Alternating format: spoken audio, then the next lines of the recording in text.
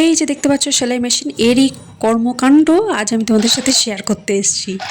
তো সময় নষ্ট না করে একদম চলো শুরু করি।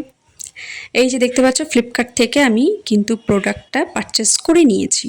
এটা আমি ফেসবুকেই দেখেছিলাম, তো ভাবলাম যে ভালোই হলো, ভীষণ হেল্পফুল হবে। এটা পোর্টেবল, কর্ডলেস, আর আমার মতো যারা একটু সেলাই করতে ভালোবাসো, কথায় কথায় যাদের ইচ্ছে করে কোনো কিছু নতুন কিছু করার জন্য, একটু কাটাকুটি করে নতুন করে আবার মডিফাই করতে, তো তাদের জন্য এটা ভীষণই হেল্পফুল হবে। তো সেরকম আমিও ভেবেছিলাম।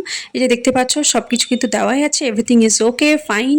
একটা কাপড় দিয়ে দেখানো আছে এরকমভাবে সেলাই করা হবে, তো সব কিছুই ওকে আছে, একদম এভরিথিং ইজ ওকে ফাইন।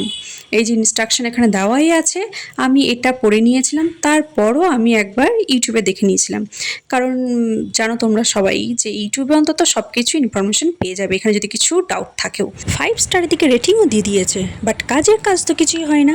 তো তারপর আমি রিপ্লেসমেন্টে আবার একটা অর্ডার করে নিলাম। এই যে দেখো দেখতেই পাচ্ছ অর্ডারও চলে এসছে। এখানেও কিন্তু এভরিথিং ইজ ওকে ফাইন। তো এখানেও কিন্তু সব কিছু ঠিকই আছে। দেখো 4টে ব্যাটারিও লাগিয়ে নিয়েছি। ব্যাটারি ভরার পর কিন্তু এটাও কাজ করে না। এই যে বাটন প্রেস করছি, কোনো কাজ হচ্ছে না। আগেরটাও কিন্তু সেম প্রবলেম ছিল, কিন্তু আমি ভাবলাম যে ফার্স্টের টাইম যেটা আমি অর্ডার করেছিলাম সেটা আমি ভাবলাম যে হয়তো হচ্ছে না, কাজ হচ্ছে। এই যে দেখো স্টার্ট হয়েছে, তো সেই কারণে আমি এটা নিয়ে চলে এলাম। নাইটিটা একটু সেলাই করবো বলে, বাট হচ্ছে না কাজ। হয়ে গেল যেটুকু হওয়ার ওইটুকুতেই হয়ে গেল। ফেসবুকে এটা দেখে কিন্তু আমার ভীষণই ভালো লেগেছিল, তো সেই কারণে আমি এটাকে পারচেস করেছিলাম।